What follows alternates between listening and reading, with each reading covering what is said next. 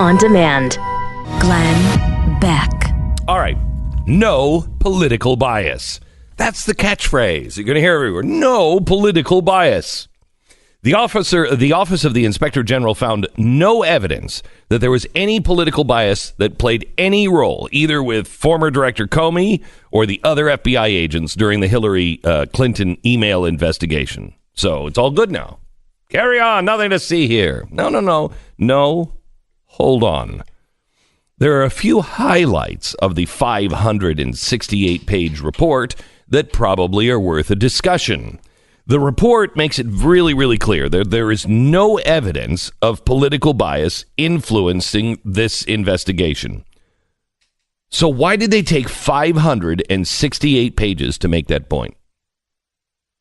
Because it's really not hard. If there's nothing going on, why have almost 600 pages that say, oh yeah, there was nothing going on? Well, if you read this, I think what they want us to understand is how difficult it is to prove political bias. I think the Inspector General wants us to read this report in its entirety and read between the lines. And here are a few of the highlights. The first and foremost, the report straight out eviscerates James Comey. Now, one of the most controversial decisions President Trump has made so far has been his decision to fire the former FBI director. Now, let's imagine, just for a second, that Trump never did that, and Comey was still sitting in his desk at the Hoover Building yesterday. I can almost guarantee you that after the release of this report yesterday, Comey would have been fired by this morning.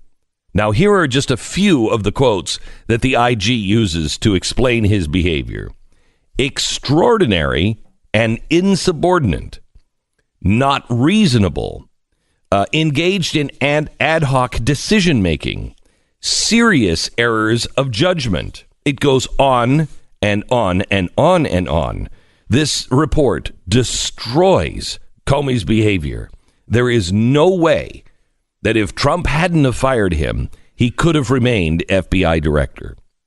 Now, the report also goes on to analyze the behavior of several FBI agents that were involved in the Clinton administration.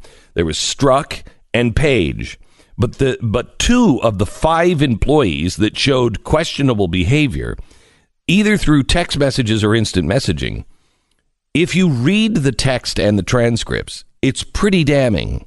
In Strzok's case, his bias could have caused a delay in analyzing the contents of Anthony Weiner's laptop. And I want to explain this later, but let me just emphasize, it could have.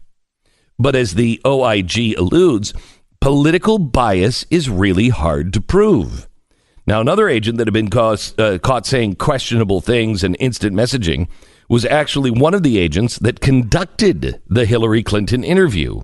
In that interview, the OIG seems to acknowledge that the FBI caught Hillary in a lie and still let her go. No political bias. Why? Because it's hard to prove. That story is fascinating. So if you read this, do you see a theme here? The Hillary train just keeps on rolling. She's going to escape a courtroom for the 14,000th time, but as is the common theme for the entire Clinton family, it is those around them that suffer the most. The FBI has been tarnished. People have lost their jobs. Agents have been humiliated. And all of this for an arrogant and corrupt politician. It's Friday, June 15th. This is the Glenn Beck Program. We have Jason Petrillo in, who is our head researcher and head writer for the program. And Jason is former military intelligence. And we had him read the report. You didn't get to all 560-some pages, but you did read about 300 pages solidly. And the rest you kind of glanced through. I quit because I was going blind from reading stuff. I know. Is this unusual for a report to be this long? Yeah. I mean, some of the others that we've read from the IG have been like 10, 20 pages, something like that. I mean, this was insane. This was like near approaching 600, and the scope of it was like what will really make your eyeballs fall out of your head, because it's supposed to just be centering around the Hillary Clinton investigation, but they talk Russia investigation a little bit in this, just briefly. To describe some of their actions. We can get that in a second. But then they also talk about leakers. The craziness and the incompetence and just some of the weirdness that was going on in the FBI was all pretty much brought to the surface in this investigation. And that's kind of, I think, why it was so long. So, Jason, tell me about the part where they catch Hillary Clinton in a lie, because it's interesting the conversations they have before she's interviewed. Right. So there was about five, I think exactly five people that the IG fingered as these people either sent or biased text messages or using an instant messaging service that was like, organic to the FBI. They used to speak from agent to agent. And this one specific one had to do with the instant messaging service. But one of the agent who was described as Agent 1 was sending some pretty biased stuff, talking about how this is stupid, this is pointless, we've already made up our mind, that type of stuff. That's almost a direct quote. Nothing's going to come out of this. Well, I mean, maybe I could give him a pass if he's working on, organized crime division or behavioral science, but no, he was the guy that was supposed to interview Hillary Clinton. Now, a little bit more background on this. Comey said in his interview in this report, they said, look, this is pretty much true. We had already made up our mind.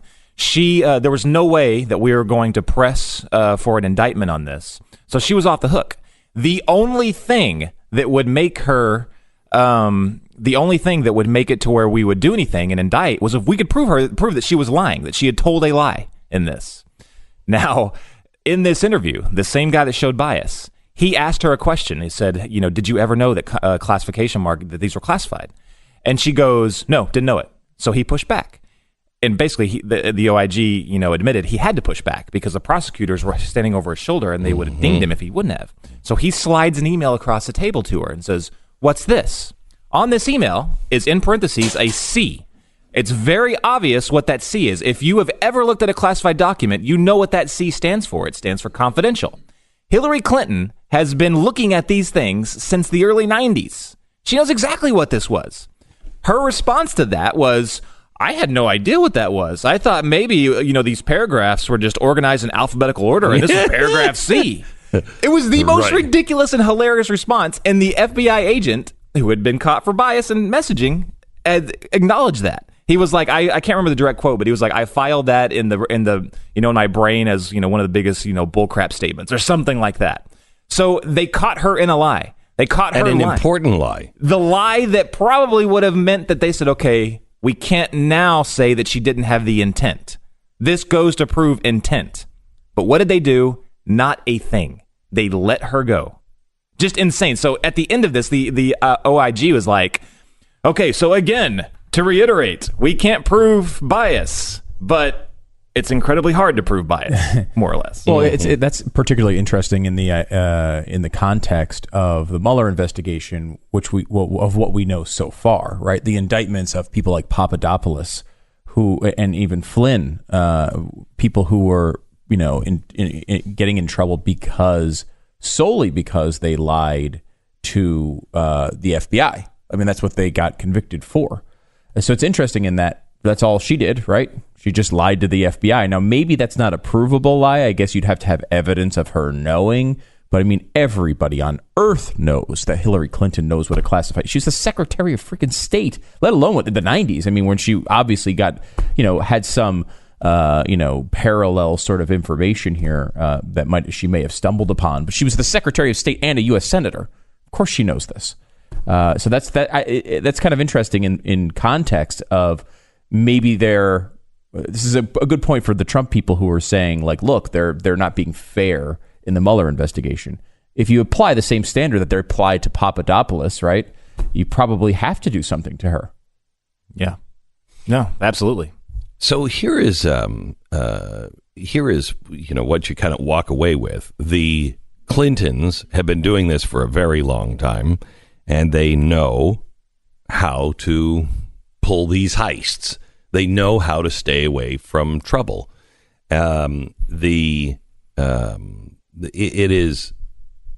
It's hard to prove bias, but it's also hard not to see it and recognize it. But to prove it in a court of law is different.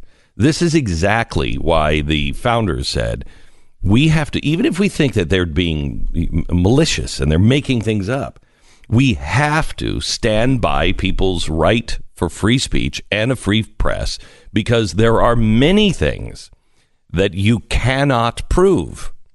This is one of them. If we didn't have freedom of the press, assuming they did their job, if we didn't have freedom of the press, I couldn't get on the radio today and say, this is clearly bias. This is clearly corrupt, because the government could then hold me responsible for saying that when they just had an IG report that said there is no political bias. Well, no, we're reading between the lines. You're saying legally you can't prove it, but you're also sending the message. I mean, it's hard to come up with any other thing other than political bias. We're going to see, I think there's multiple OIG investigations that are going to come off of this. They acknowledged one when they talked about they were looking at all the different leakers that were involved here. And they were basically said that, like, there's so many leakers in the FBI that we've started another investigation because it's a huge deal within the Bureau. And they said that they identified numerous agents across multiple different areas within the Bureau that had personal relationships with reporters, that they had received gifts. This is disturbing. This is insane. Like, they received sporting tickets, golf outings, high-priced meals, invitations to non-public social events. I mean, we haven't heard the last of this. This one might be a 800-page OIG report that I'm probably going to end up having to read. Remember, though, what's interesting is if you remember what we went through with the Secret Service under Obama, it was shown to be completely out of control and corrupt. I don't think we ever really fixed that, did we? Did we ever really fix that? Was there ever really a hard tree shaking of the Secret Service? Not that we heard of. Yeah, not that I know of. And now we're seeing this infection in the FBI, which you can't have that in a police organization. We must clean this up. Right. And these are people, right? They're people that are flawed and people that can learn lessons, right? It's not just that you don't want that in the FBI. You don't want it anywhere. And here's a great example. A great lesson is spoken here. Peter Strzok hates Donald Trump. He's against him the entire time. He's the lead investigator in these cases. He comes out, and the only time not the only time, there's a lot of accusation, hints at bias, but the most concrete hint at bias in the entire report is a decision Peter Strzok made about Anthony Weiner's computer. This is insane. The computer comes in late September. I think it was 29th or 26th, something like that. Yeah. Comes in. They find out about it from New York. This is where all the emails are. New York says, hey, there's a bunch of emails on here, might be pertinent to your investigation. The IG report says basically, they hint at Strzok basically made the decision to prioritize Russia over the Weiner laptop. Okay. So instead of responding in a timely manner and following up on this lead, they push that one to the background. He's going after Russia the whole time. So he's used his bias in this situation to manipulate multiple government investigations. It's a huge deal. So he waits and waits and waits and waits. Well, what happens is that eventually New York, the state of New York, Hillary Clinton's state where she was a senator, follows up and says, hey, are you guys ever going to do anything about this Weiner computer? That's a month later. So instead of the entire investigation coming out a week before and Comey sending the letter alerting the nation that there's an ongoing FBI investigation of Hillary Clinton 10 days before the election, instead, as Comey hints to in his testimony, I would have probably not told Congress we had started in September. Because if we started in September, we would have had enough time to go through the emails and we would have had an idea. If there was something bad in there, we could have told people. But if there wasn't, which is what they wound up finding, nothing, then they could have easily not told Congress about it. So in a way, his bias, right, results in Donald Trump becoming president, or at the very least making his road much easier to become president. Yes. And that it's a nice lesson to learn when you want to throw your principles out to get some short-term end. This guy might be responsible for Donald Trump being president. And that's from the IG report. I mean, it's not a crazy diagonal curved line to get there. It's a pretty straight line. And, it's a good lesson because you might as well just do the thing that you know is right and let the chips fall where they may instead of trying to manipulate the world. All right. Back in just a second with more on the IG report. First, we want to thank our sponsor. It's Filter By. If you own your own home, you have a air conditioning unit that is just working overtime. I cannot even imagine what the air conditioning bill is going to be like this month for this building. Because we are trying to bring the temperatures down in this whole building, and our HVAC system is just on overload. It is so hot here in Texas. Well, the one thing we have to have are clean filters. You need them in your home, too. If you don't have a clean filter, all of the air that is being sucked into your HVAC system, it's clogging up because it's pulling all the pollens and everything else out of the air, and that filter, man, you pull that out, your HVAC system is running hotter and harder because it's trying to suck air through that thing. So you need filters and you need them to be replaced, but I never remember to do them. This is why Filter By is really, really good. They have over 600 sizes. They ship for free within 24 hours. They're all made right here in America. And they also have auto delivery. That way you never forget to change your filters. And they knock 5% off the order just for making your life a little bit easier. So save time, save money, breathe better with Filter By. That's filterbuy.com. Filterbuy.com. So let me go to Jason, who read almost all of the IG report. So you didn't have to. If you round up, you read almost all of it. Yeah. Well, he glanced at the last, about 200 pages, but he read over 300 pages. So he read more than any human being should have to endure. Yes. And so, Jason, what do we expect to come from this? Are they going to charge anybody with anything?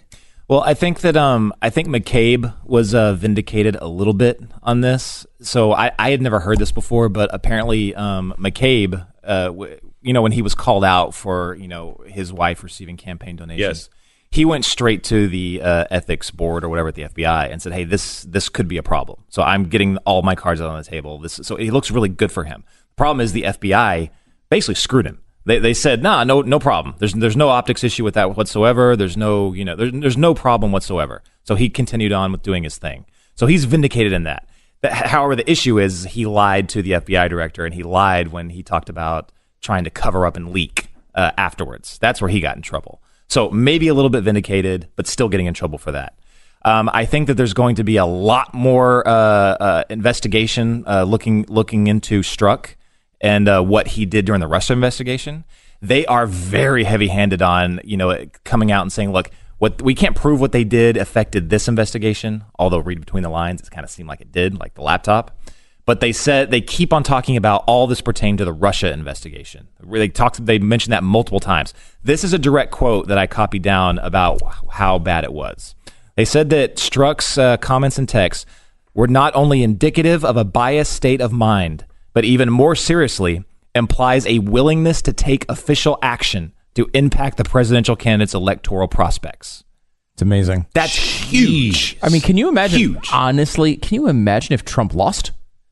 Oh my gosh. Imagine this report after Trump loses. It wouldn't have come out. Well, yeah, maybe you're right. I don't think it would have come out. If Trump would have lost, Clinton would have had every reason to bury this information. Yeah. I mean, because this is, we can look at this in an interesting way of people should be punished for their past actions and everything else. But I mean, in reality, he wound up winning anyway, so it didn't affect the election. Imagine if it did. I mean, this would have sounded like an Alex Jones conspiracy theory. But, I mean, here it is. I mean, the lead investigator was trying to do this. I think this would have been Hillary Clinton's Russia investigation. When you go to buy a car, and you ever walk into like a car dealership and you realize you have the really like terrible car salesman with you and you just want to change, but at that point, you know, they're on commission, so they're like locked into you. And it's a real pain. You just want to get to the right person, someone who knows what they're talking about, that knows and will be honest with you about whether this is a good car or not, whether this is a good deal or not. Everyone needs to make sure that a transaction goes well for both sides. And you need to have the right person handling that transaction for you. Well, you know, it's different with a real estate agent because you can choose whoever you want. You don't have to get stuck with the person who walks up to you when you walk in the door. realestateagentsitrust.com is a website you can go to. They've got over 1,200 agents there. They've been screened from all of their results in the past, their advertising, how their reputations are in the community.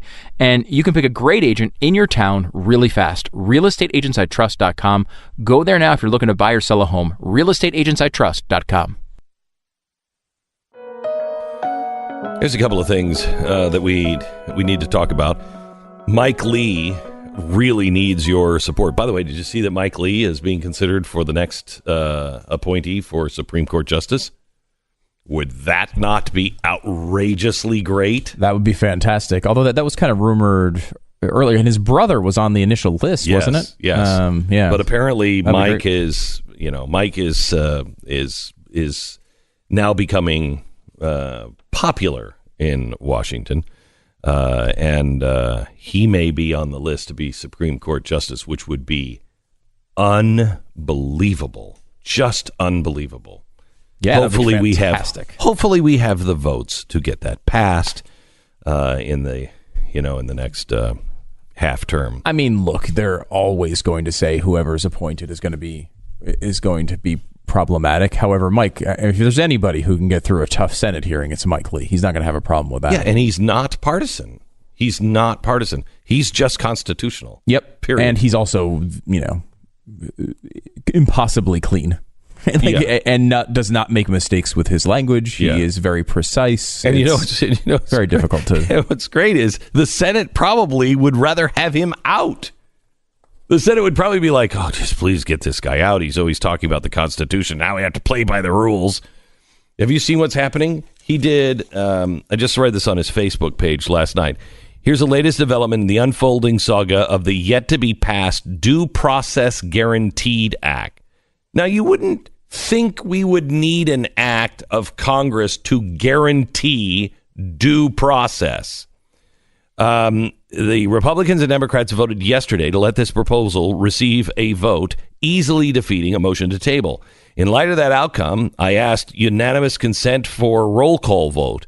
One member of the Senate, my colleague Lindsey Graham from South Carolina, objected to that reasonable request, explaining that he's not only unwilling to support the measure, which is his right, but he is unwilling to even let his Senate colleagues vote on the measure. His position is a curious one, given that the overwhelming majority of senators want a vote on this proposal, especially considering that Senator Graham himself voted for a nearly identical version of this amendment 6 years ago. I respectfully but strongly implore Senator Graham to change his mind. Let us vote to protect due process in America. Let us condemn indefinite detentions of Americans apprehended on American soil. Let us vote. So what this means is they can take... This is against everything in the Bill of Rights. Everything. If you're apprehended here, you can't... Where do I even start? This goes back to the basic... This is the liberty part in the Declaration of Independence. Life, liberty, and the pursuit of happiness. What does liberty mean? It means, and the way they were talking about it, is that the king cannot come into your house and just take you. Now, that's what happens in communist countries and a lot of other countries. They don't have to charge you. They can come and take you in for questioning, and then you're just disappeared. and nobody knows what happened to you. You didn't have a trial. They didn't charge you. And your family is like, what the hell happened to them? We can't talk about that. And neither can you. This is the life liberty part before the pursuit of happiness. You cannot do it. You must have due process. I don't know what Lindsey Graham is thinking, but he is not thinking about the Bill of Rights. If someone is picked up here in American soil, they must have due process. This goes to the government just coming in and taking your money. How many cases are we watching on this? No, a ton. I mean, it's a huge problem. And we're not even scratching the surface on it yet. No, it's civil asset forfeiture, which means they can come in and they're doing it everywhere. And I'm telling you, as these cities and states become more and more desperate to meet their bills, they are just going to start taking it because they can. They will say, well, we had, for instance, the one guy that I know that ran his own store, he was told by the bank, don't make deposits over $10,000 because then you're going to be put on a list. Okay, so he would go to the bank every day and he would make a deposit and it was always under $10,000. Well, that marked him for suspicious activity because why is it always just under 10 grand? Well, because that's what the bank told him to do. They came in, they took his money, no due process. He had no money left, no bank account, nothing, and no due process. They didn't even charge him with anything. We know of another guy that was walking through the airport. Yeah, that was another one where he was bringing his money back to his home country because he was going to help some family members. He lived here forever. He had lived here for over 20 years, something like that. Yeah, saved up over $50,000. Was going to help, and it was a Croatian. I think he was Croatian, maybe. Whatever it was, Latvian. Perhaps it was Latvian. Whatever it was, he was not confident in the banking system to be able to send his money, so he decided to just bring it with him and carry it on the plane, which is legal. It's your money as long as you declare it. So he's leaving the country, and they stop him, take his money, don't charge him with anything, and he still doesn't have his money. His entire life savings. They just took it from him because they thought, I don't know, this doesn't seem right. And they didn't actually have anything on him at all. And then now they're just still holding his money. It's been weeks and weeks and weeks. We talked about Chicago as well as on this. Amazing what they're doing in Chicago right now. Listen to this story. This is a guy, Spencer Bird. This happened in 2016. He's been fixing cars since he was 16 years old. Sometimes he did service cars and would calls and would give clients rides when he couldn't repair their cars on the spot. One night, he's giving a client, a man he's never met before, a ride in his car, Cadillac DeVille. Police pulled them both over. They searched the car. What they find is the mechanic, Bird, he's completely clean, didn't do anything wrong. But the passenger, what he's carrying in his pocket was a bag of heroin the size of a tennis ball. Okay? Wow. No one's accusing the mechanic of having anything to do with this. He was giving a ride to someone who happened to be carrying heroin. What they did is they took his car, the mechanic's car. Now, again, he's a mechanic. He probably needs his car to be able to shuttle people around like this. They've taken his car. They've impounded it. They are holding it and holding it and holding it. Then they start charging him storage fees. Storage fees on top of storage fees on top of storage fees, plus penalties on top of penalties on top of penalties. He can't get his car back. He now owes the city more than the entire car is worth. So, with the exception of legal proceedings, the sensible decision is to just give it up. Let the city have the car. And this is happening over and over and over again. And why is Chicago doing it? Because they're trying to pay down their bills. They're trying to screw every citizen they can because their balance sheet is so screwed up from years and years and years of progressivism that they're just taking people's money and taking people's property to try to get as close as they can to breaking even. So here's the thing. Without due process, you don't have a chance. Look at the hoops that they are jumping through for the politicians in Washington, D.C. Look at the hoops that they are jumping through to prove that Hillary Clinton did no wrong. They give her every opportunity to just clearly lie. Oh, I didn't know what that C meant. You were a senator. Secretary of State, and was in the White House for years. You're telling me you didn't know that C stood for classified? Clearly, that's a lie. However, what did they say? The Inspector General comes out and says, we cannot prove it. We suspect it. It seems obvious, but we cannot prove it. So we have to move on. Now, nobody feels like that's justice. But is it justice that the ruling class has a separate standard that all of a sudden they get the benefit of the doubt, but you're a guy who's a mechanic, you're giving a guy a ride home because his car is in your shop and you are paid, or you have to pay the penalty that you lose your car? Due process. If we do not have due process, we are done as a country. That is not hyperbole. There is nothing left. Life, liberty, and property. Due process protects all three of those. And Lindsey Graham doesn't want a straight up or down vote to protect due process. You need to call your senator and you need to tell them you must vote for due process. You need to call and write or whatever, Facebook post, Lindsey Graham.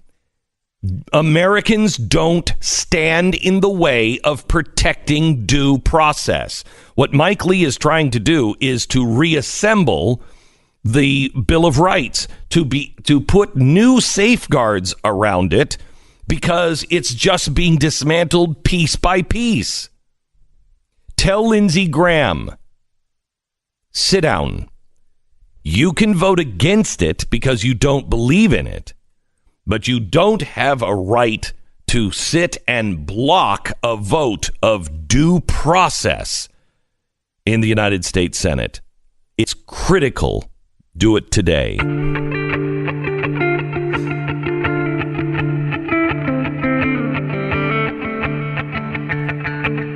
Want to thank our sponsor this half hour, which is Mercury Real Estate. Thanks for making this part of the program possible. According to Redfin, homes sold faster than ever in April 2018. Prices are up 7.6%. That's a new median high of $302,200. Now, this is the first time the national median home price has surpassed $300,000.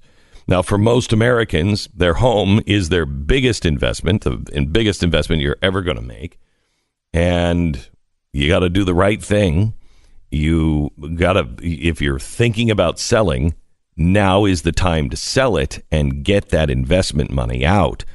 We have over 1,000 agents all over America who are just like you. They're hardworking. They like a square deal. They want to make sure that they do the right thing. They're fully vetted, handpicked by my team for their knowledge and their skill and their track record. It's vital that they know what your house is worth in your area. It's vital that they are the best in your area. Thousands of families have already put realestateagentsitrust.com to the test, and the results are pretty remarkable, but find out for yourself. Check them out now at realestateagentsitrust.com. That's realestateagentsitrust.com. Looking for a great Father's Day present? Then bring the whole family to the Rights and Responsibilities exhibition presented by the Mercury Museum. Take a glimpse of what the world was like before men had rights and tyrants ruled. Join us Father's Day weekend, June 15th through the 17th here at Mercury Studios in Dallas. Get your tickets at mercury1.org/museum 2018.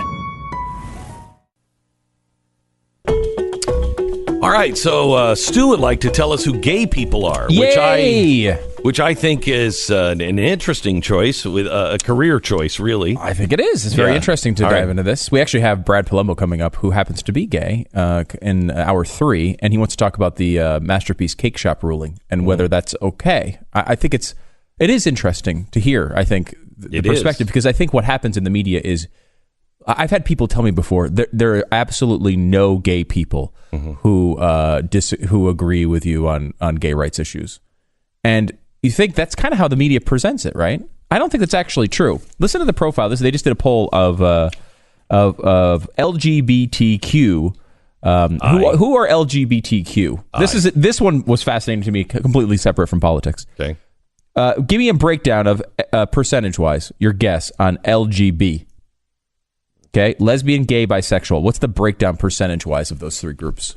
What do you mean? What is it? Okay, there's 100% would be all of them. All of them. What's the breakdown between the three groups? L, G, and B. Lesbian, gay, bisexual. It would be maybe 40, 40, 10. And 10 being? Bisexual. Bisexual. Here's the actual breakdown. 16% lesbian. What? 32% gay. 46% bisexual. They're the largest group by far. B is the biggest. You mean in real life or in this club? Out of LGB people, out of those people, lesbian, gay, and bisexual. Okay, so this is not talking about 46%. This is not talking about the people who are activist in that. You're talking about just percentage of all Americans who are. Yeah, that's a poll of people. Okay, that makes sense. I thought you meant about the activist involved. Sorry. No, that's all right. So how about marriage? 39% say they either don't want to get married or are unsure if they ever want to get married. 39%. So we hear this whole thing about, how important of a right that was. There's a lot of people who have no interest in it. I know that from my own life. Of course. People are saying, I know plenty of gay people who say, why would I want to do marriage? I mean, it doesn't seem to do you guys any good. You keep getting divorced. We're fine. I guess maybe the same with children. Yeah. Because you hear about adoption and everything. 62% either don't want children or are not sure that they ever want to have children. And the biggest group is, I don't want children, 44%. Wow. Which is a large amount. I thought this was somewhat self-evident, but bisexual people are having more sex than their gay and lesbian peers. You've doubled the chances of who you can have sex Surprisingly, with. it's 29% of bisexual people having sex once or twice a week. 15% several times a week. A lot higher than gay and bisexual. Well, you're doubling the amount of available people. But yeah, it's kind of an interesting... By the way, 36% either moderate or conservative. 36%. Glenn Beck. So several months ago at the Miss Universe competition, 2 women took a selfie and then posted it on Instagram. The caption read, "Peace and love.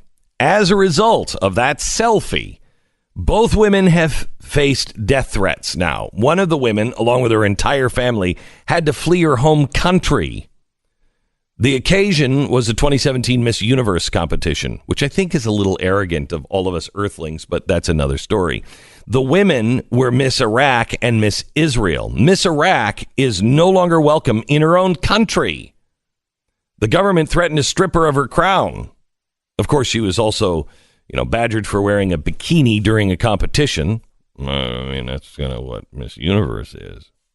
And if you didn't like bikinis, why does anybody in Iraq know about the Miss Universe competition? I'm just saying, it seems like you might be watching it. Anyway, in an interview, Miss Iraq, Sarah Iden, said, "When I posted the picture, I didn't think for a second that there'd be any blowback. I woke up to calls from my family and the Miss Iraq organization going insane, and the death threats I got online were scary. The director of the Miss Iraq organization called me and said that they were getting heat from the ministry. He said, I have to take down the picture or they will strip me of my title." Well, yesterday, Miss Iraq, Sarah Iden, posted another selfie. This time, did she learn her lesson? She posed in another selfie with Miss Israel during a visit to Jerusalem. In an interview, she said, "I don't think that Iraq and Israel are enemies. I think maybe the governments are enemies with each other. And there's a lot of Iraqi people, though, that don't have a problem with Israelis. This, of course, is quite an understatement. Iraq, home to roughly 15,000 Palestinians, refused to acknowledge Israel as a legitimate country. As it is, technically, they are at war with Israel. The adage says that the picture is worth 1,000 words. But what do we do when those 1,000 words are all hateful and deadly? How can we find the goodness in such bad situations? It's Friday, June 15th. This is the Glenn Beck Program. Welcome to the program, Mr. Bill O'Reilly, the author of the upcoming book, Killing the SS, The Hunt for the Worst War Criminals in History. Hello, Bill. How are you? Beck, I'm good. Thank you for asking. I appreciate that. Yeah, it's not like I really cared, but I thought I would ask because it sounds polite. I mean, but right. Just the fact that you made the effort. Yeah, I know. Thank you for recognizing that. Now, Bill, I wanted to talk to you about a couple of things. Let's start with the OIG report. Mm-hmm. Your thoughts? Well, I'm not surprised. There were a couple of headlines that we spotlighted on BillO'Reilly.com. The first one is that the FBI and the Justice Department held back that key memo, the headline of the whole story, where Peter Strzok, the lead FBI agent on the Hillary Clinton email thing and in the beginning on the Trump-Russian collusion thing, sent to his mistress, an FBI lawyer named Lisa Page, that we, use that word we, would prevent Donald Trump from becoming president after Ms. Page, semi-hysterical, said, oh, he's not going to get elected, is he? That's the headline. That's the big smoking gun. I didn't expect a smoking gun, but there it is. But that memo should have been out a long time ago because congressional investigators asked for the correspondence between Page and Strzok. They held it back. Why? Because the FBI and the Justice Department knew what a damning thing that would be. But if you listened to the media last night, the hate Trump media, that was buried. But that is the big headline of the whole thing. Did you get the impression that the Inspector General was also saying, of course there was political influence. We just can't prove it. It's really hard to prove. But look, I'm going to spend 600 pages on something that if there was nothing there, I would have done it in 20. But you need to know all of the details, and you judge for yourself. I didn't like the report. I thought the report was sloppy, and I thought the report was misleading. I'd like to talk to Horowitz and interview him about it. And the two things I didn't like about the report. Number one, he was very generous to James Comey, extremely generous by saying, well, we didn't find any bias in James Comey's activities, but we found that he did all of these other things wrong. He was arrogant, he was defiant, he went outside of Justice Department guidelines, he blah, blah, blah, blah, blah, but we didn't find any bias in that. So then the logical question that a 6-year-old would ask would be, why did James Comey do all of these? Well, but don't you think that's what he was trying to say when he says say it? Well, because by wait. Go ahead. He said in the report, yes, it's very difficult, if not impossible, to prove political bias. And I think that they were just there's all smoke there. Just leave it there. He did. But no, he didn't. He said that we couldn't find any political bias in James Comey's behavior. And that was what the hate Trump media latched onto. That was the first thing that CNN reported, and the New York Times and the Washington Post, the usual suspects. Bloomberg as well. Yeah. Look, there's a discipline that should be applied to these kinds of extremely important documents, and I did not see that discipline in Michael Horowitz's end product. And why should it be applied? Because this is extremely important to every American citizen. Why? And most of us, you go out today to the mall and you go, hey, did you read the Inspector General's report? These people are going to look at you like, Okay, and it's becoming even more deranged in this country where people just don't pay attention. So why is it important to every American citizen? Because you have the premier and most powerful law enforcement organization rife with corruption, and that's the FBI. And there's no doubt about it. When you have your lead investigator on Hillary Clinton email and Russian collusion, a guy who was hired by Special Prosecutor Mueller to come on over, a guy who co-authored James Comey's first public statement exonerating Hillary Clinton. When you have that man showing the malice that he showed toward Donald Trump, that is corruption at the highest level. And this is the FBI. So what was the Attorney General's motivation for not just going after them, other than he couldn't prove it?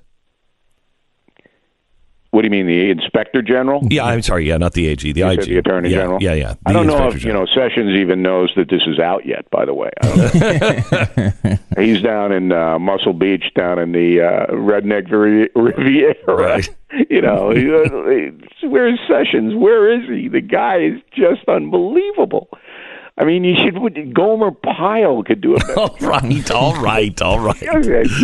Where is the man, Beck? So where is he? What is the motivation of the IG?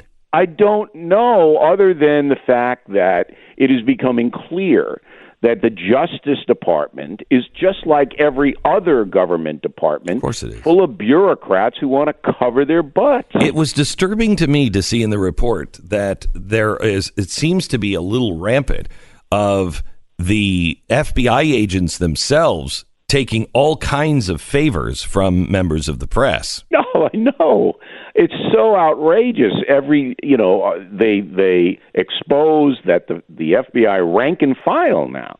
The agents involved in investigations have all these cozy relationships and are going to ball games and getting dinners and going out drinking with the press. And the press, of course, is getting these leaks. And that's why we have anarchy in Washington, D.C. It's not just the FBI. It's almost every federal agency leaking to the press, selective leaks that the press doesn't care to follow up on. They just print them. They don't know if it's true. They don't know why it's being leaked. They just say, here it is. Here's the headline. We don't care if it's true. We're not going to take the time to find out. And so this is another part of the corruption that has just enveloped Washington, D.C. Do you think, Bill, as we're on the road to, I think, a banana republic, if you can't trust your justice system, then you really don't have anything. There is no justice system anymore.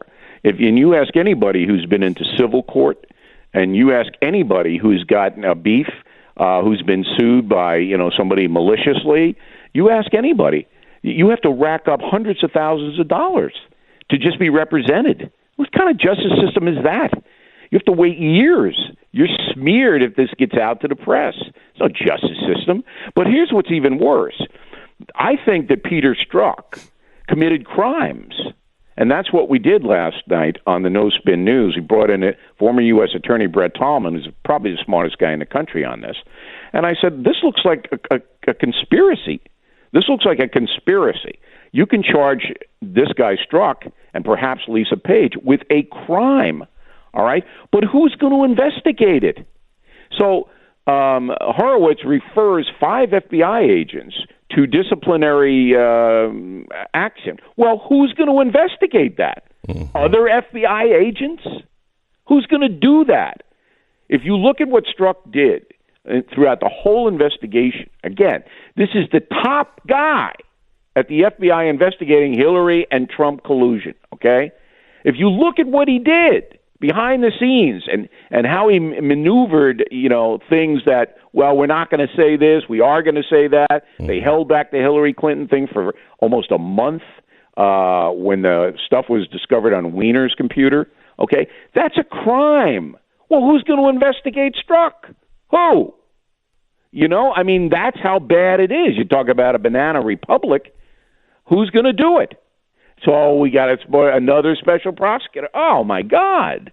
Who wants another special prosecutor? So Bill, here at the Mercury Studios, we're doing this museum, and it's all on the Bill of Rights, and we're showing the pieces from history that kind of explain the Bill of Rights and explain when we go wrong. But it starts with the Declaration of Independence. We hold these truths to be self-evident. What's really run through my mind in the last few weeks is, first of all, they're not self-evident. They have to be taught. If they're taught for generations, then they become self-evident. But as soon as they start to be decayed, you're taught something different, that somebody else is in control. Do we? I mean, I keep thinking of the line from, I think it was John Adams, that said, you know, the system that we have is built for a religious and moral people. Without that, this system is wholly inadequate. We're no longer people who say, no, you know, that's unethical. I'm not going to do that. No, I'm not going to do this. We're now people who is like, I don't care. Everybody's doing it. Are we able to rule ourselves anymore? Oh boy, Beck. That's philosophical. Geez. I'm going to give you. I tell you what. I'm going to take a pause. I'll give you a chance just to think about that. Yeah, I've got to call some people to get an answer. Yeah, you call a lifeline. Yeah, you need a lifeline. You call somebody, and then we'll get your answer here in just a second. Like he's not a deep thinker at all. All right, thanks, Bill. Hang on just a sec. We're back in a second. First, I want to tell you about our sponsor. Thanks so much to ZipRecruiter. They know that hiring is a challenge, but there is one place where you can go where hiring is simple, fast, and smart. It's a place where growing businesses can connect to qualified candidates, and that place is ZipRecruiter.com/Beck. ZipRecruiter sends your job to over 100 of the web's leading job boards, but they don't stop there. They have a powerful matching technology that scans thousands of resumes to find people with the right experience and invite them to apply for your job. As applications come in, ZipRecruiter analyzes each one and spotlights the top candidates, so you're not going to miss the best matches. ZipRecruiter, so effective, 80% of employers who post on ZipRecruiter get a quality candidate through the site in the first day. ZipRecruiter, it's why they're the highest rated hiring site in America. And right now, you can try ZipRecruiter for free at ZipRecruiter.com/Beck. ZipRecruiter.com/Beck. The smartest way to hire. Mr. Bill O'Reilly, we are a nation that doesn't seem to care about the truth anymore. We don't know how to find the truth. We don't know how to think. More and more millennials now believe that they are going to retire at 55, and they are higher in debt. There's no common sense. There's no common decency anymore. Can Americans rule themselves anymore? Well, I'd have to say yes. I mean, I can't bail on the country per se. I think that there is a strain of common sense among Americans over 35. I think that gap now, it used to be because during World War II, I mean, you had 18-year-olds, 19-year-olds fighting for their lives in defense of their country, and they had to grow up real fast. And same thing in the Depression, they had to grow up. You know, when you were 16, you were a man or a woman. Mm-hmm. Now it's these people are sloppy and they're, lazy. I'm generalizing. There are certainly some very, very good millennials, but the schools don't challenge them. The parents are on the machines 24/7 themselves. They're not paying attention to them. There's no moral core. Religion has declined drastically in the country. There's no discipline across the board. Jeez. It takes them a while to figure it out. But it is troubling that the truth really doesn't matter because it's your truth. And you see this now in all kinds of public pronouncements. I'm going to tell you my truth. No. There's the truth, and then there's deception. It's not your truth. You can basically present an argument that can be overwhelming in the sense that this did happen, and we have to accept that. And if you don't want to accept it, that's not your truth. You're a moron, and you're deceiving yourself. So I don't want to have anything to do with you. But that's being embraced as a legitimate point of view. All right, I was just looking for a yes or no on that.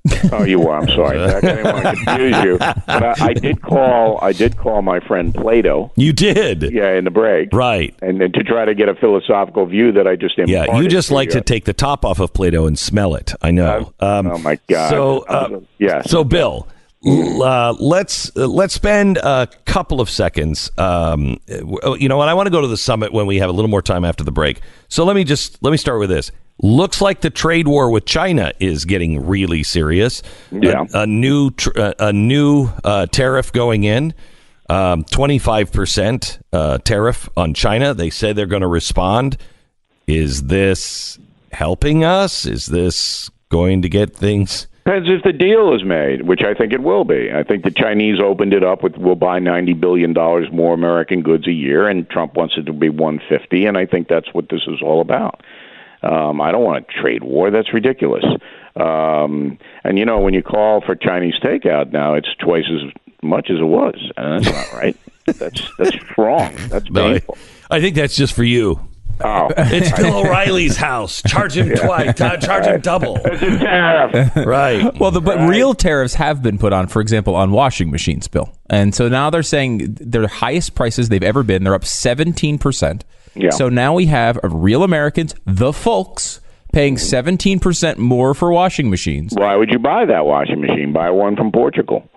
Well, because there's tariffs. Chinese washing machine. There's tariffs on all the washing machines coming in now because the Obama administration tried to tariff Korea, South Korea, and Mexico. So they moved it to Thailand. Then they did it to Thailand. Now they're doing it to everyone. So now they're all having to pay more, and the folks are getting hit with 17% more cost, and it's just funneling into a niche industry here where it's costing hundreds of thousands of dollars per job. It makes no sense. And this is not a negotiation. It's been going on, and it started, to Trump's credit, it started with Obama. Obama started with it, and now Trump's continuing it. Isn't it just a bad idea to tax people who should be able to keep their own money? Listen, I don't know anything about the washing machines, but I do believe what you say, Stu. Thank you. So I'm basically taking my wash out to the brook and pounding it with rocks this afternoon. I mean, I'm fighting back. I'm not gonna take this. That's what I'm doing. All right. You want to play that way, clown? Okay. Yes, that's what that was. Okay. All right. When we come back, I'm sure you have a lot to say about Donald Trump and Kim Jong Un. Yeah. And I'd like to hear your digest, if you will, of that.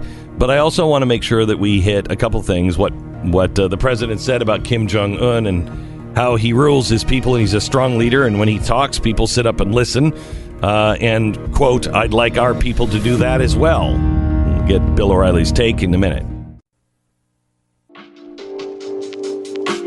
This is the Glenn Beck Program. Well, every week we spend an hour with Mr. Bill O'Reilly, so you don't have to, and just get his opinions on the goings-on around the world. And it's a big weekend this weekend with the museum going on right now. You can go to mercury1.org/museum 2018 to get your tickets. There's you can take a tour of the entire museum. Went through the whole thing yesterday. It's incredible.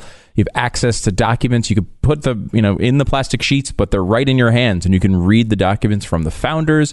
It's really incredible. Plus, all sorts of really dark stuff from the Soviets and from the Chinese regime, and all sorts of different eras of history, as well as the Nazis. If only we had an expert on, let's say, the SS, who maybe wrote an entire book. Killing the SS that's coming out soon. If only we had someone like that. We'll try to find him. Right now we're talking to Bill O'Reilly. By the way, we're doing we're going to open the case. The Gettysburg Address came yesterday. Did you lose the key? No, it was not. Did you lose the key? It didn't arrive. It didn't arrive. It didn't arrive, Federal Express. And it was it came separately. And we called yesterday and we're like, the key hasn't arrived. And they're like, uh-oh. It's supposed to be here at 10:30 today. If it's not, think of this. We have to call a locksmith to open up the case with the Gettysburg Address in it. What locksmith wouldn't?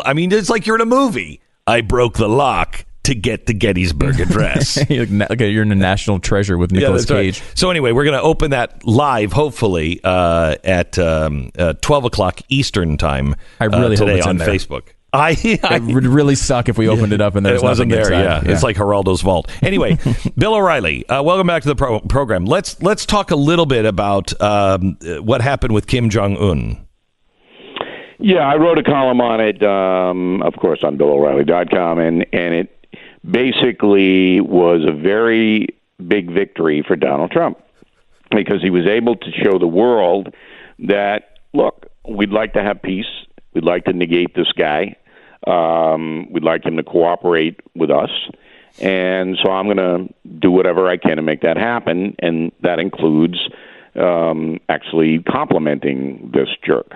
So I think most non-Trump hating people understand that was a positive, not just for the United States, but for the world.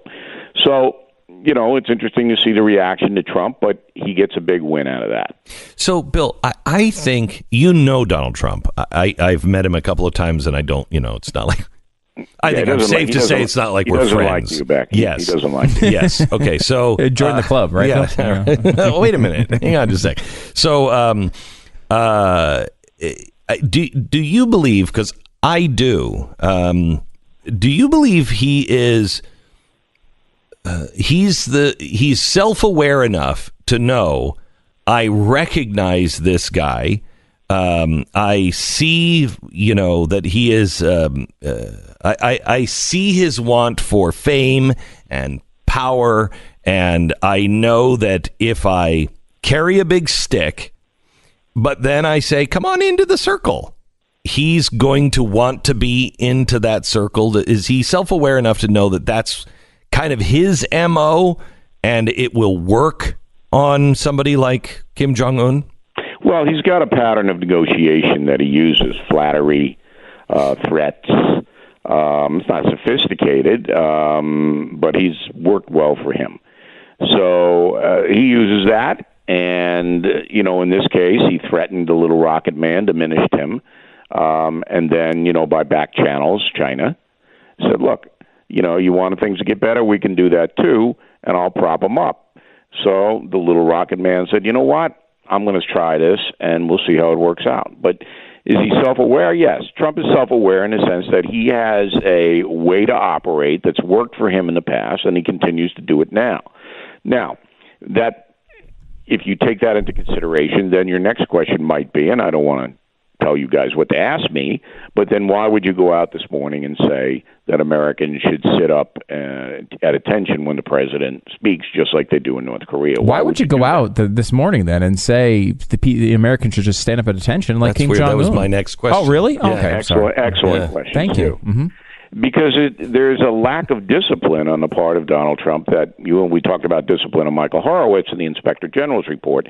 And again, that's very troubling to me because, that's his job. And the report was so imprecise about why James Comey did what he did. But Donald Trump he basically is a guy who acts on impulse. And you're the president now. He's the exact opposite of Barack Obama. Exactly. Obama never acted on impulse, ever. But Trump says, "Oh, there's Steve Doocy out on the front lawn of the White House. I'm going to go out and kick some butt rhetorically," which he did. And Trump doesn't even know what he's saying half the time. When I see all this, and then you look at the reaction, MSNBC. I'm going, don't you realize that he just says stuff? Everybody knows people who just say stuff. So that was the big discussion, and I couldn't take it from David Gregory this week on CNN with Mr. David Gregory. Look, I speak French, so I am smarter than you. David Gregory is like, this president, he just says things, but there is a responsibility, and we're not the enemy of the people. We're a bigger enemy than ISIS and Russia.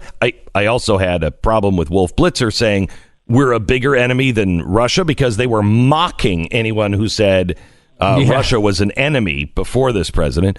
I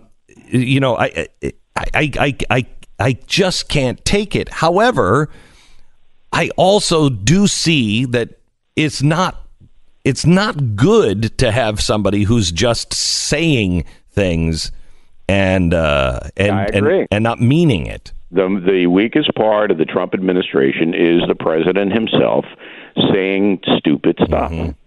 It's as simple as that. If he would discipline his message, he would be 15 points up in the job approval rating and almost have a lockdown on re-election.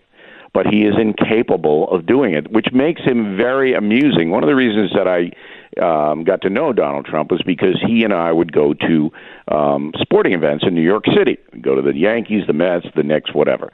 And he was so outrageous when sitting next to him for 2 hours in the stream of conscious monologue was about the most entertaining thing that I could possibly imagine. And that's why I went.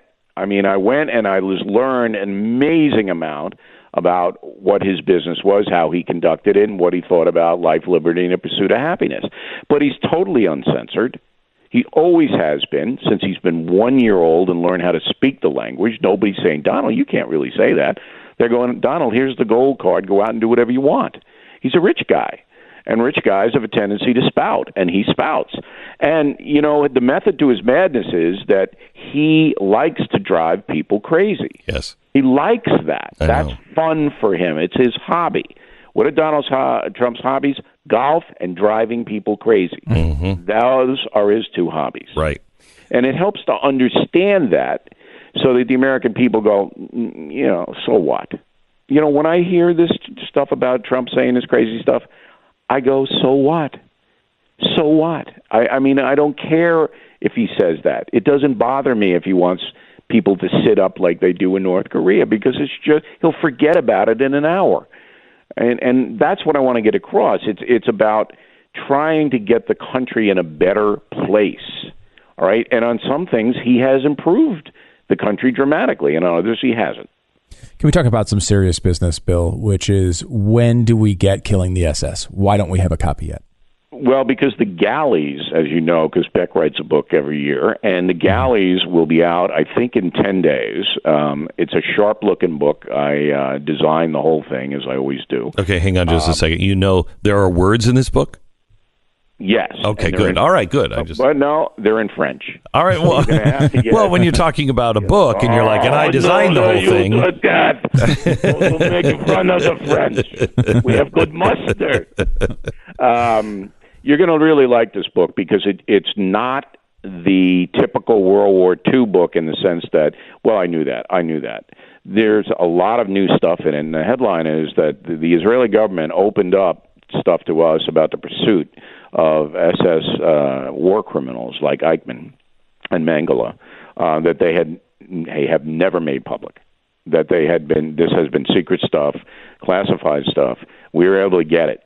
And therefore, we were able to walk you through how they got away after World War II. We believe Martin Bormann, second in command to Adolf Hitler, did get away, where the Allied propaganda and Russian propaganda was he was shot in Berlin. We don't believe that happened.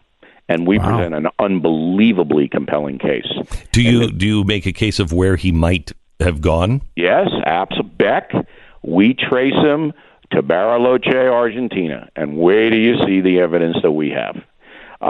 It is so unbelievable, some of the stuff that we found out, that people who are interested in the most evil acts ever perpetrated on this earth, and now kids don't know anything about it. You mentioned the Holocaust, they don't know what you're talking about. I'm hoping that this book galvanizes the country and the world. It's going to do very well overseas, and that people start the conversation again about evil.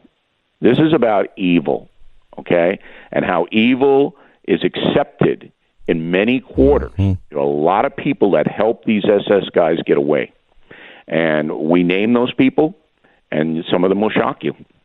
Bill O'Reilly, always good to talk to you, sir. Is it really, Beck? No, it's not. Hey, what are you doing for... I want your audience to just get the unfettered truth. Yeah. What are you doing for Father's Day? You know, that is interesting. On Eastern Long Island, most beautiful place in the summer, and I'm going to shake down the kids for presents. You're going to shake down the kids? What are you hoping for? What does Bill O'Reilly want as a gift? I want the children to act like they do in North Korea. Sit up straight when I talk. Bill O'Reilly, thank you very much. Appreciate it. Okay, guys. All right, buddy. Bye-bye. Bill O'Reilly from BillO'Reilly.com.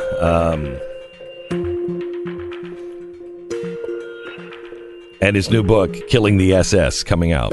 All right, I want to tell you about our sponsor this half hour. It's Casper. Now, imagine taking a car out for a 100-day test drive. I mean, that's how you know if you love it. Unfortunately, there would be a lot of people that would be returning the keys of that Ferrari, going, I think I'm going to get a Hyundai instead. So they don't let you do that. Same with shoes. But Casper lets you do that with their 100-night sleep challenge. 100 nights in a Casper bed. Try it. Now, the reason why they do this is they know that if you lay down, for 20 minutes in a store, it's not the same as sleeping on a bed night after night after night. It will change the way your back feels, your body feels, and you sometimes will get a mattress and you'll be 10 days into it and you're like, oh, this sucks. The opposite happened to me. I put the new Casper mattress in my house. I had an old Casper mattress. I tried the new Casper, and I really didn't like it. The first week, I didn't like it. And I was like, a good thing we saved the other one. I shipped this one back. In 10 days, I loved that mattress. It's something that you have to sleep on, and that's why they're giving you a 100-night sleep guarantee. Now, it'll ship to your door in a little teeny box. If you don't love it, you don't have to put it in the box. You just call them. They come and pick it up. When the choice is to test a mattress by actually sleeping on it for 100 nights in your home, there is no question. What I want you to do is go to Casper.com and use the promo code Beck. Casper.com. Use the promo code Beck, and that way you'll save it's $50 on select mattresses if you use the promo code Beck. Casper.com. Terms and conditions do apply. Looking for a great Father's Day present? Then bring the whole family to the Rights and Responsibilities exhibition presented by the Mercury Museum. Take a glimpse of what the world was like before men had rights and tyrants ruled. Join us Father's Day weekend, June 15th through the 17th, here at Mercury Studios in Dallas. Get your tickets at mercury1.org/museum 2018. So last night we had, I don't even know, about 400 people here last night. Some VIPs that came in to see the museum before we opened it up to the public.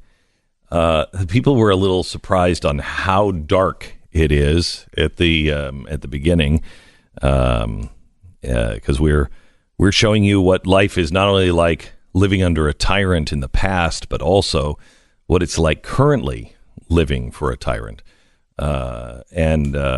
It's a little dark. There is a pass-through if you don't want to bring your kids to that portion of it.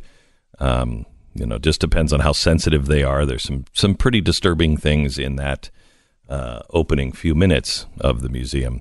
But it's great. We would love to have you here. One of the things that the VIPs didn't get to see last night, they saw a trunk that is all locked up that has been flown in from Illinois. And the key was supposed to arrive separately, so nobody had the key to the trunk and could open it. Unfortunately, we haven't found the key yet, and so one way or another, we're opening it at 11 o'clock today, whether it takes a locksmith or if the key arrives. But we're opening up today, and that'll be 11 o'clock Central, 12 o'clock Eastern, and we'll do it on Facebook Live on both the Blaze and Glenn Beck. We're really excited. I mean, I can't imagine what it's going to be like to open up a trunk and reach in and pull the Gettysburg Address out. The handwritten Abraham Lincoln Gettysburg Address. Incredible. Pretty incredible. I mean, we've done these museums before, but nothing like this. I mean, it's 3 or 4 times as much as that we've ever had before. And we've, there's always been great items, but I mean, this is really there's so much to explore too. Yeah. It's not. What I kind of like about it is you kind of have the idea of it's not just a few things you can kind of walk up to and read about. Like you can go through like these things and find your own find your own history, which is really cool. Yeah. Anyway, it's happening here if you'd like to see it. We're also having a big dinner tonight. Tickets are still available. This one is a little pricey, but all the proceeds go to rescuing slaves. But it's dinner and a movie tonight here at the studios and a private tour. If you'd like to go, the mercury1.org/museum 2018. Glenn Beck. Attention, Earthlings. This is not a test. This is the activation of the climate emergency system. Again, this is not a test. The Berkeley City Council has declared this climate emergency. Now, maybe you've been living under a rock and you didn't already know that a state of climate emergency already exists. But if you don't know something about it, where have you been? How do you not know? According to the foremost authority on climate doom, the Berkeley City Council. Now, Stu, I'm a doctor, so I may get into this and talk above people's heads because I'm a doctor. Sure. Yeah. But can you give me the qualifications of the Berkeley City Council on their climate? Yes. Masters in climatology. Really? Yep. Yeah. Doctorate in physics. Really? And just they stayed at a Holiday Inn Express last night. Wow. Okay. I didn't realize they were that. Okay. So according to the Berkeley City Council and the experts that you just heard Stu outline, they have declared emergency as dire as World War II. City Council member Shara Davila, she warns that global warming is driving us toward the sixth mass extinction of the species, which could devastate much of life on Earth for the next 10 million years. Now, I feel uncomfortable making predictions that are a year out, but I'm not one of the experts in the Berkeley City Council talking about the end of all civilization and serious ramifications for the next 10 million years. But they're not afraid to say it. City Council resolution says, during World War II, I'm quoting, the Bay Area came together across race, age, class, gender, and other differences in an extraordinary regional mobilization, building and repairing Liberty ships, converting car assembly plants into tank manufacturing facilities. Now, I'm a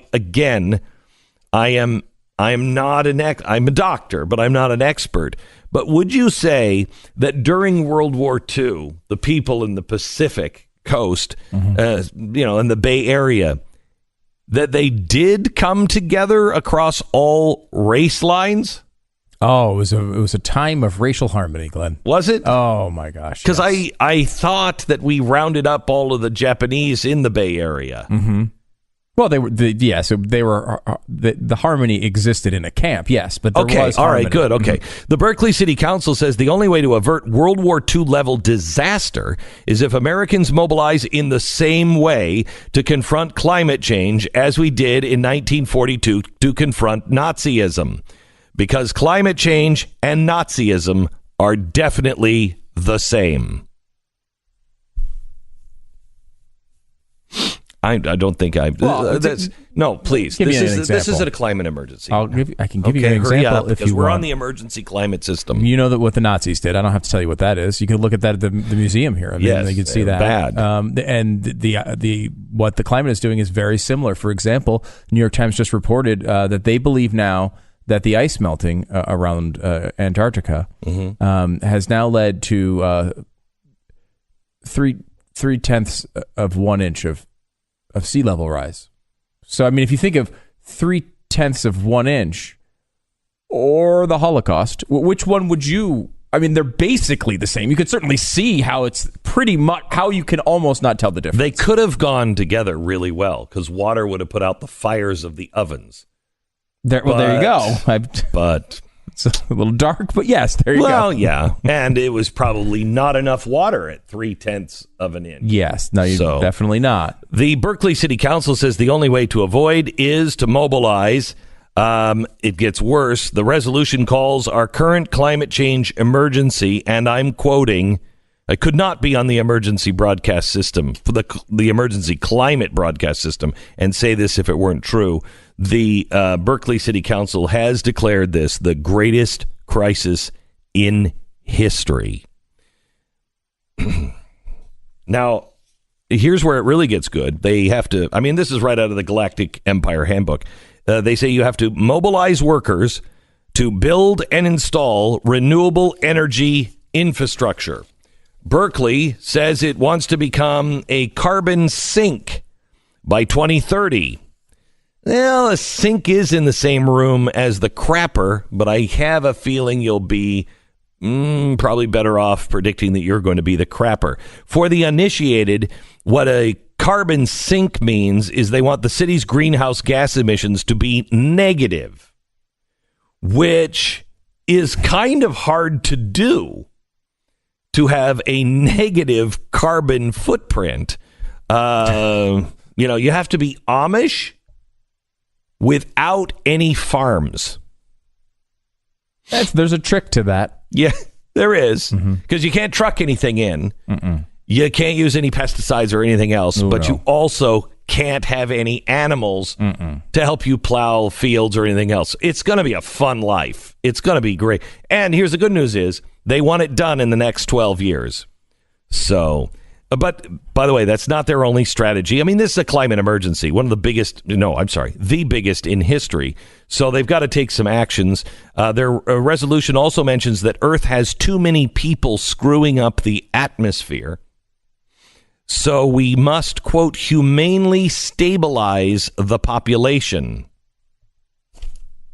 That's weird because we have the museum going on. And I've read a lot about stabilizing the population because there were too many insects that were infesting the Soviet Union, or too many undesirables infesting Europe. But I'm sure this time, I'm sure this time it's going to be completely humane.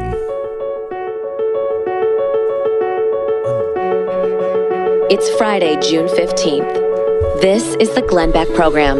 Brad Plumbo. He is a editorial intern with Young Voices.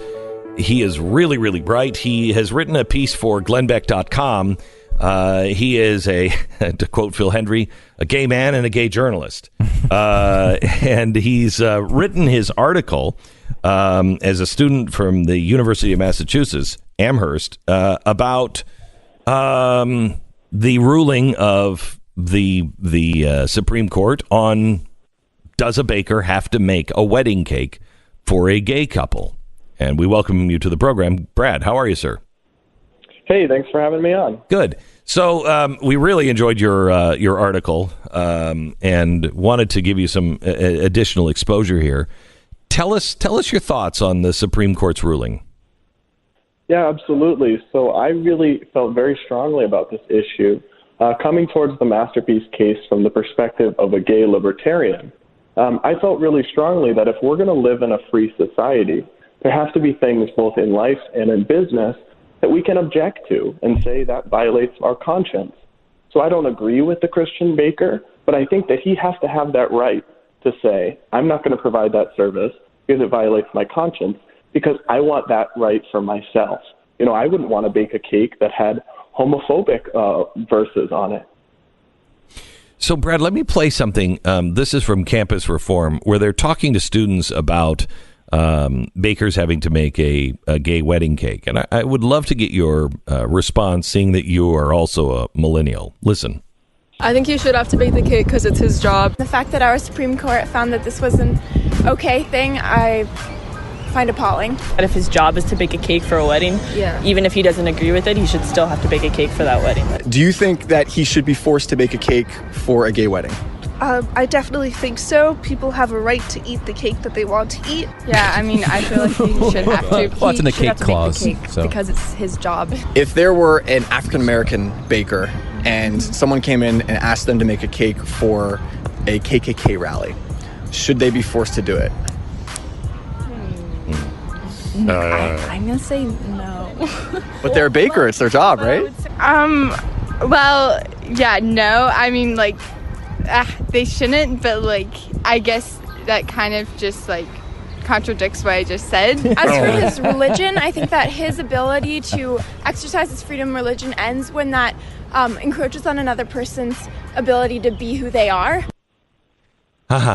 So, Brad, give us hope, please. Can you give us hope in the millennial generation? Yeah, absolutely. So I'll say that not all of us are that constitutionally illiterate. You know, there is no constitutional right to eat cake for no, I believe Stu is right. That is buried in the cake clause. I would support an amendment on that direction. Yeah. I mean, I'm not opposed to that. I like myself. But what I'll say is, listen, obviously these guys don't understand. I know it's a gotcha video, so they're picking the worst, but these young people that were questioned, don't understand that you can't have the best of both worlds. If you don't want a Jewish tattoo artist to have to make a Nazi symbol on someone, if you don't want a gay baker to have to make a cake with anti-gay Bible verses, then the people you don't like have to have those rights too. You know, you can't have it both ways. Either everyone has the right to ideological exception or no one does. So that's what we've got to decide, and I think this case decided it correctly. So, Brad, I really, truly believe that the move to socialism, collectivism, and away from libertarian and American Bill of Rights is only because they have not heard these ideas. Nobody has expressed them. Nobody's asked them the question. It was clear that none of these people had been asked that question or even thought that way. So there is no pushback mentally in their life. Is that the case, or is there a real movement because people really believe it and they know what they're talking about? Well, I would agree with you that many of these young people probably have not been exposed to the libertarian conservative argument, and I think there's two problems that are causing that. One would be the hyper-biased nature of our higher education system. You know, many of them are probably college students, but liberal professors outnumber conservative professors by some estimates 5-1, by some estimates 12-1. So, you know, I'm a college student. I can attest to this well. They're only hearing one side of the story. The other side is social media. They create an echo chamber where they only see less friendly content. So that's one of the things that I try to do as a writer and an activist, is to bring conservative ideas to young people. You know, we have a museum going on here, and it's all about the Bill of Rights. And David Barton was talking about the freedom of religion, and he said it's actually way too narrow to define it that way. He said they chose the word religion, he said, but that's not the way they referred to it. And he said, I wish they would have used the real word, and that is freedom of conscience. And that is at the crux of the issue here. It's being made about evil religion, but it's actually about freedom of conscience, that all of us have to have that right. Because the question is, how do we stop bigots from using their religion as excuses to not serve people?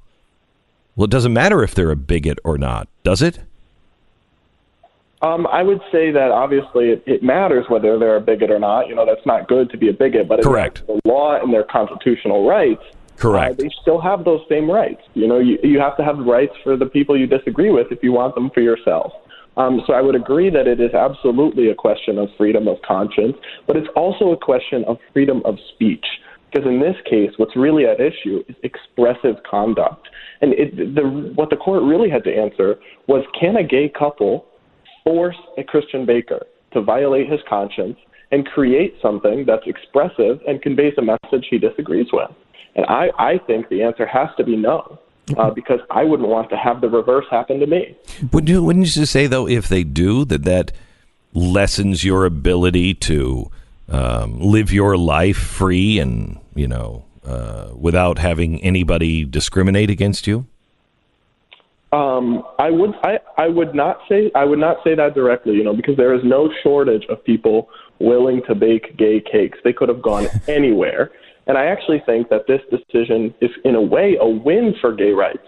right? Because it protected freedom of conscience narrowly, but it did. And, gay people more than anyone should understand how important it is to have the right to dissent from ideas you disagree with. Yes. Because we went through years of discrimination, years where we couldn't get married, years where we would have our children taken away just for being gay. So we should appreciate these constitutional rights more than anyone. We shouldn't be assaulting them. First of all, I would just like to propose when we're talking about gay cakes, we use the term gake. I think it's a good summary. You write in your story, Brad, if anything, this decision didn't go far enough. The court ruled 7-2 in the favor of the baker, but it was a narrow ruling in scope. It didn't hand down any broad declarations protecting free speech or individual conscience rights. A broader pro-liberty decision would have done more to advance individual freedom.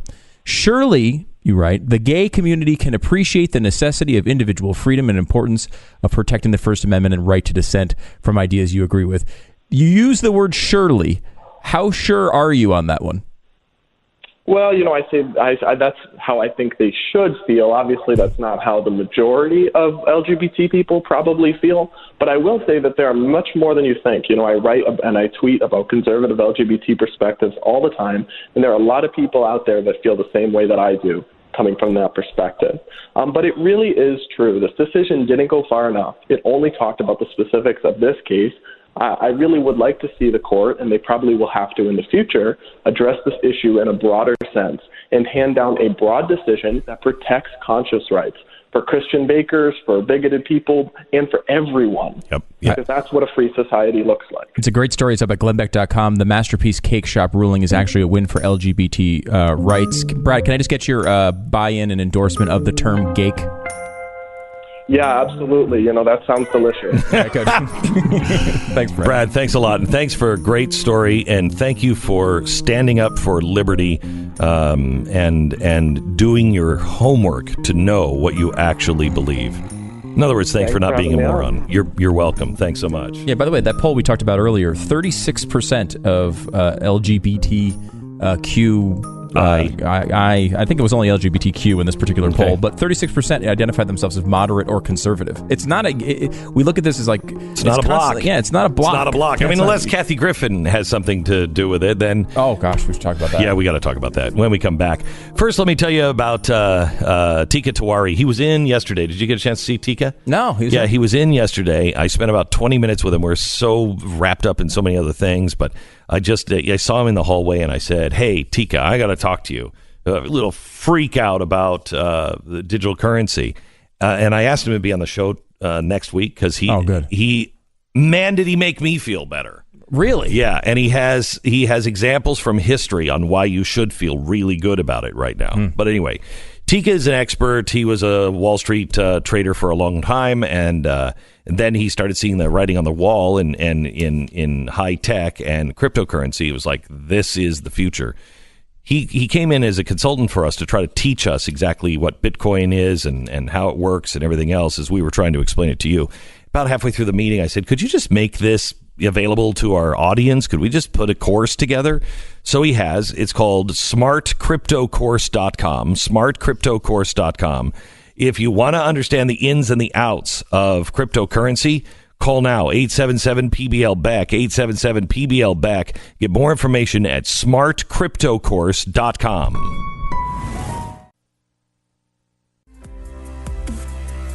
The intellectual dark web is apparently nothing more than a guise for Nazis.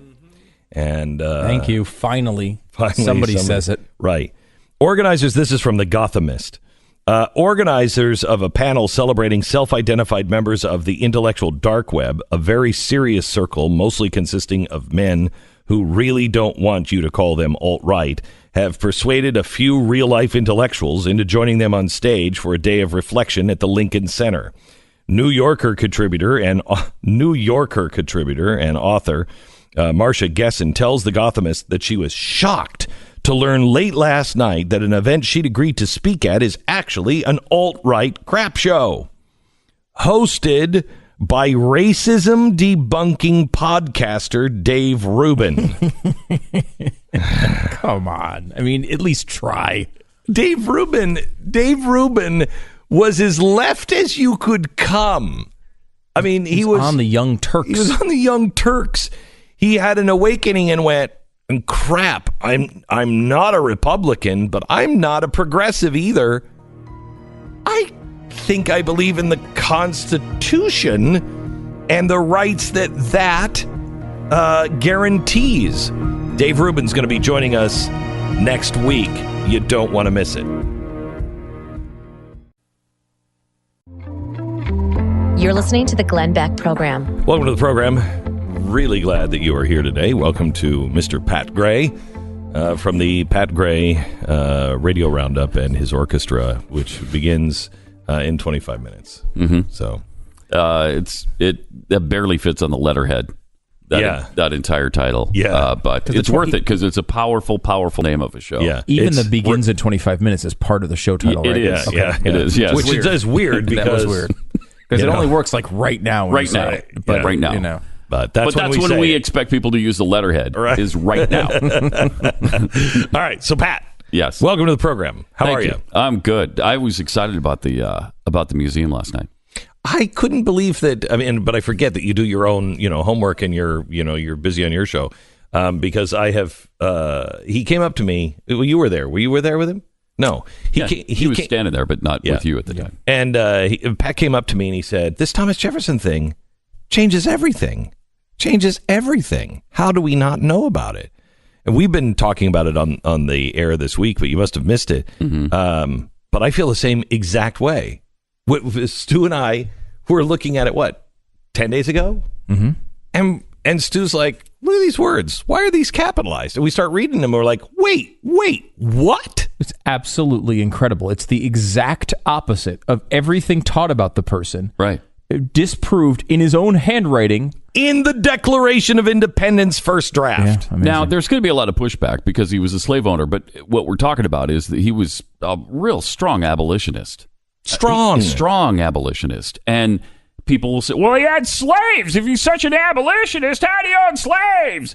Well, first of all, you couldn't free your slaves in Virginia. It was illegal to free your slaves. Even upon your death in Thomas Jefferson's time in 1826, you couldn't free your slaves upon your death. If you were in debt, yeah, I was especially. going to say, if you're in debt. If you're in debt, in fact, before that, it didn't matter if you were in debt or not. Right. That's why George Washington freed his slaves on death, because in Virginia, that's the only way you could free people. They're like, yeah, he did it only when he died. Yes, because that's the only time he could.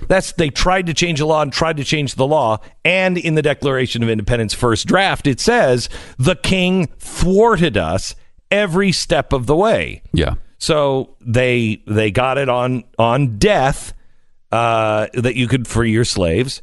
But then after that happened with George Washington, I think they changed it. Yeah. That law was revoked. Right. So and then especially if you were in debt, before the law had been changed, if you were in debt and you died, you couldn't free your slave because that was asset. I don't think it's unfair to read that document and say that the main reason he wanted to break away from England was slavery. I think that's true. That's how overwhelming it is. It's visceral. He's capitalizing letters that you could see. I mean, and he is insulting. It's not just, here's an interesting, argument about the Constitution we're about to create. No, it's like he's pissed off. Mm-hmm. It's like a tweet. Yeah, it is. It is. I've never heard of this. I've never seen it. There are several things.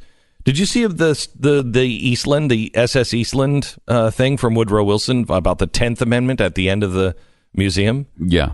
I mean, there's stuff that you've never known, and it completely turns everything upside down. You look at the Declaration of Independence, and people always say, how could he possibly write all men are created equal and then not see slaves even as men?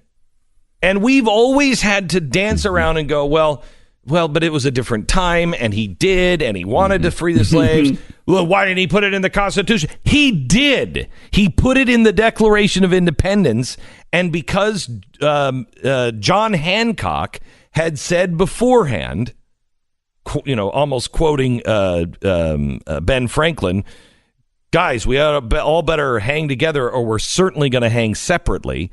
They knew if they broke up the 13 colonies, if they weren't in lockstep, the king would start to meddle with one of the colonies or two, and he would... Whoever dissented, and he would throw the whole thing out of line, and it would be over, and they'd all be dead.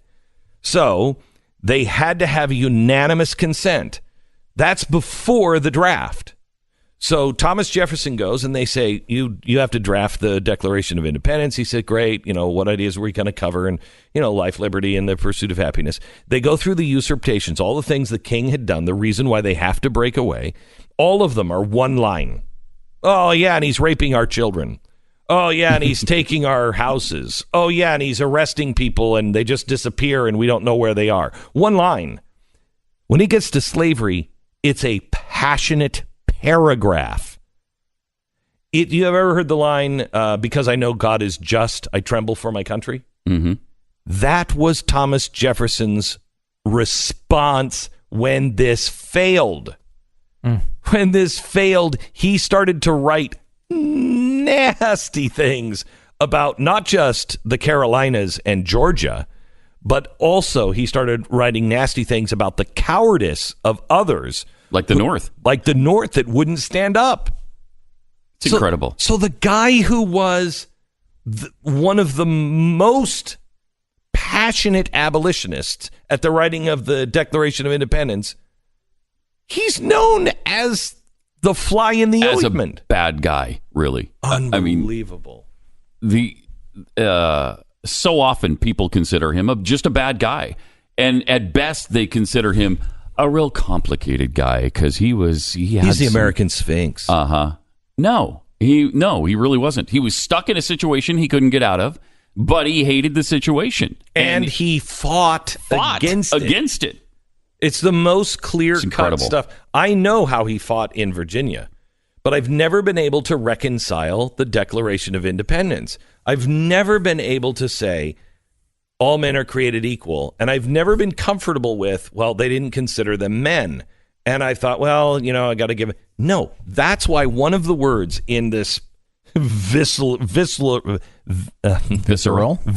writing of Thomas Jefferson, he capitalizes the word men.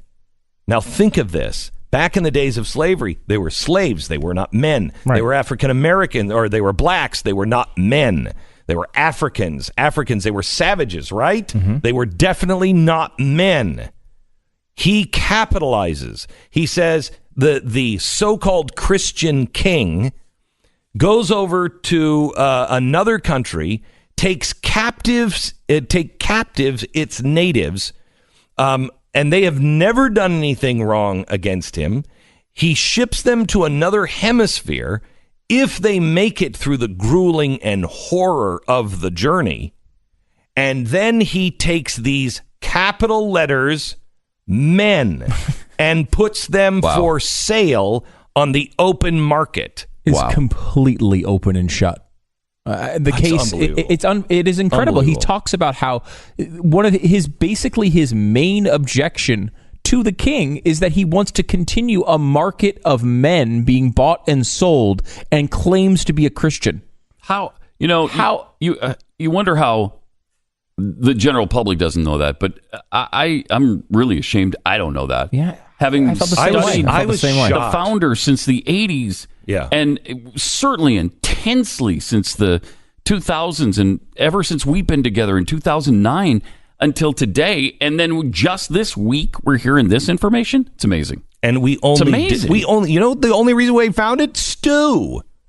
I've had that copy of the Declaration of Independence. It's from 1821. It's an engraving of the first copy. I've had that for I don't even know how long, how many years I've had that.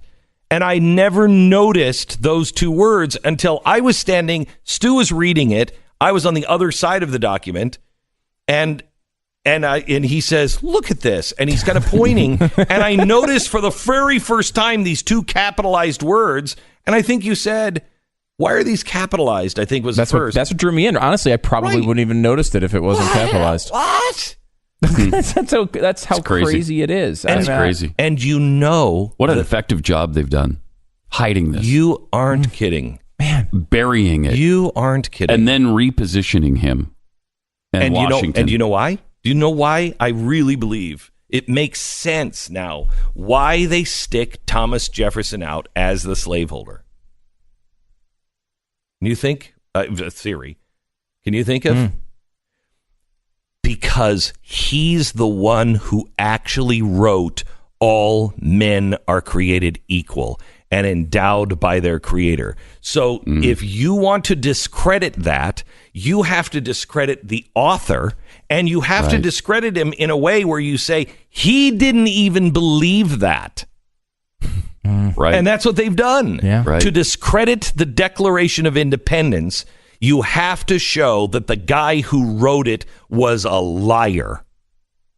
It's incredible. You really have to almost admire their evil work over the years. It's been pretty thorough and impressive. When we were talking about the progressives and we were really doing our work, we said that a lot. Yeah. You've got to admire this. This is impressive, the way they have just dismantled this country and our history. Amazing. Anyway, put it back together. Have you read some of the other stuff in there? Have you read the Thomas Paine letter yet? No. Oh, you got to read the Thomas Paine letter. It's unbelievable. So much good stuff here this weekend. Oh, it's so good. So good. And the Lincoln stuff is great, too, which came from the Lincoln Library, right? Not the stuff that's out. Really? No, the stuff that came from the Lincoln Library is still in that case in my office. Oh, yeah, it has to get to room temperature? Glenn lost the key. I did not lose the key. He lost the key. I did not lose the key. He's claiming he didn't lose the key, but where's the key? Does Glenn have the key? No, Glenn does not have the key. I did not lose the key. And we don't know who has the key? We do not know who has the key. What's in the box? The Gettysburg Address. Oh, don't worry about that. Are you kidding me? I did not lose the key. You're telling what? The Lincoln Museum lost the key? I don't know who lost the key. I blame it on Federal Express because the key was sent by itself, so nobody had the key. Now I'm leaving the studio. We're going on Facebook Live on the Blaze and GlennBeck.com, and I'm going into my office. And if this is so Glenn Beckian, if the key isn't there, then I think we have to call a locksmith, because the museum opens in an hour. Yeah, and so I think we have to call a locksmith. But I don't know. I mean, it would be a real honor if you knew it was like good. But I'm not sure that if I call a locksmith and say, "Hey, I need you to open a giant security case," so we can get the Gettysburg Address out. I'm not sure that they will believe it or think it's right to do. Because it could seem like you're just in the middle of a Nicolas Cage movie. Yes. It might. It might feel that way just a little bit. And I did call the Lincoln Museum yesterday and said,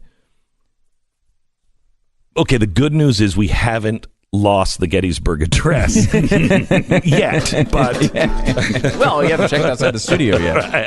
I haven't checked that box. Might already be gone. More on this Pat Gray Unleashed today. Listen to it on the Blaze Radio and TV networks, as well as anywhere you can get podcasts. The Pat Gray and his orchestra radio roundup in 25 minutes, which is now 12 minutes away. Welcome to the program. We want to thank Simply Safe for being our sponsor. The Better Business Bureau heard more than 5,000 complaints about alarm companies. That puts home security in the top 10% of the most complained about industries. And here's how you fix home security. You do what Simply Safe did. They got rid of the contracts and the hidden fees. They work hard to earn your business, and instead of relying on tricks and hidden clauses in the contract, they just do it right.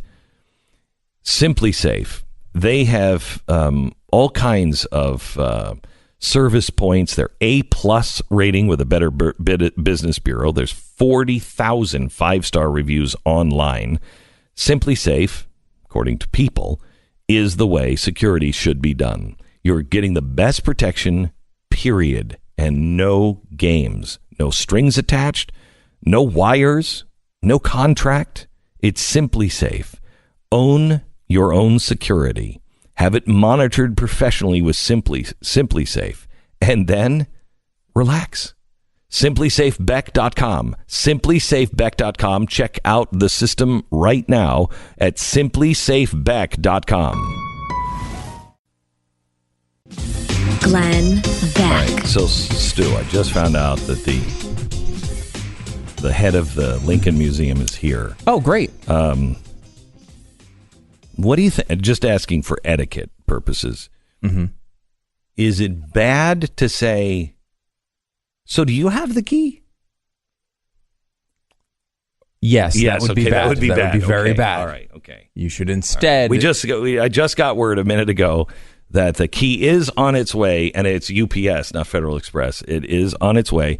It's just it's a bit delayed or lost in transit, and it's on its way. So the original copy of the Gettysburg Address, the key is lost. No. It's in transit. It's absolutely. Well, I guess. Look at me. Pretend you're the guy Mm-hmm. who just loaned us the Gettysburg Address. Okay. Hey, I loaned you the Gettysburg Address. Yeah. Alan. Mm-hmm. Keys in transit. It's about here. So you've lost the key. No. You know where the key is then? Absolutely, it's in transit. You do? Yeah. Okay. Mm-hmm. Where? In a truck. In a truck. Where's the truck? Car. It's or the car. Look at I. Did you bring a key? There's no way to have this conversation with him in work. Because the reverse of the word lost would mean someone knowing where it was. Right. And you don't know that. Right. So it's lost. Yeah. So anyway, no, it is. So anyway, just watch we're not going to go live here because what makes you believe the Gettysburg Address is actually in the box? Alan is here. Yeah, but Alan trusted you with it. Yeah, but Alan so how does Alan know actually had it in his safe back at home, and he's here to open it up and go, I am shocked. That's brilliant. I blame it on Alan. Join us. We'll see you this weekend if you can make it at the Mercury Museum all this weekend. Mercury Studios in Dallas. Beck. Mercury1.org. Mercury.